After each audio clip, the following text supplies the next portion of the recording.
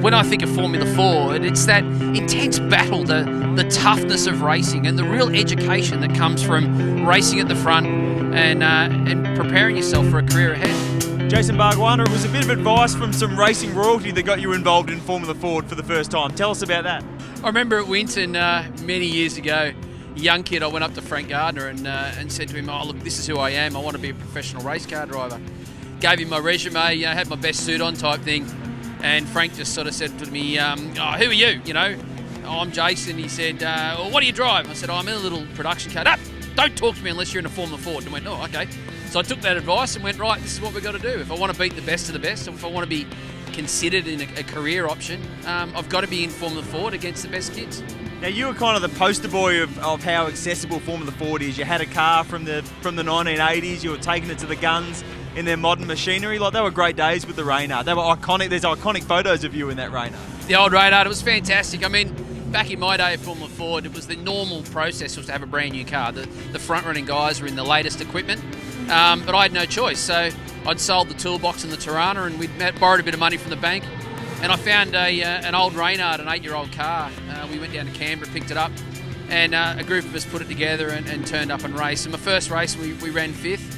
And then later that year, we were running at the front, and it was a great experience. But what it meant was you could turn up with a trailer or a toolbox on the back of an old ute and be competitive.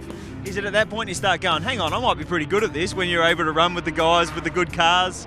Oh, absolutely. And you know that when you mix it with the best guys, and that's what I love about Formula 4. It really is about the driver. I mean, it's about getting your car balanced. It's understanding that mechanical grip that's available, but driving around that balance, using that balance, and you're on the same tyre, your engines are all very similar.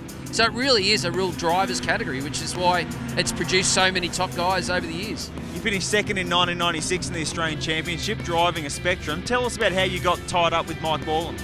Yeah, look, obviously 94, we started very late. 95, ran the Reynard all year, had some great results, obviously had a race win.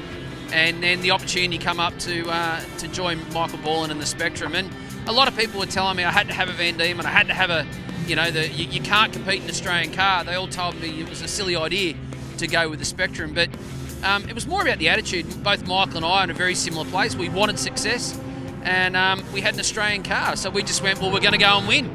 And we did. We were fortunate to get out there and win races and be a real contender right up until the final race at the final round. And it was a fantastic year. You went on to have a very successful career in touring cars. Did you find yourself going back to things you learned in Formula 4 along the way throughout your career?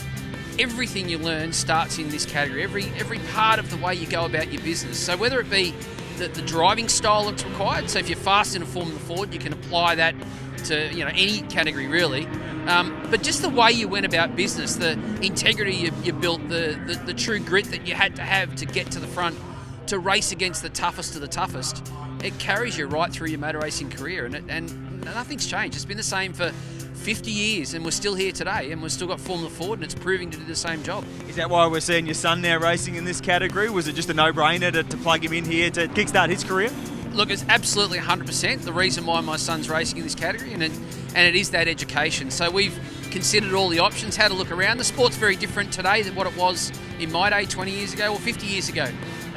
But the principles are the same. So it comes down to an apprenticeship. It comes down for me about the education that you learn, the racecraft you develop, the underlying way you go about motor racing, and Formula 4 was the only option to get that right. And we've seen it, in today's modern era, in those 90s, in the 80s, and right through the 70s. So, and that's why we chose Formula 4. We've done a bit of state racing, but his eyes are set on the big prize, so this is the way we go.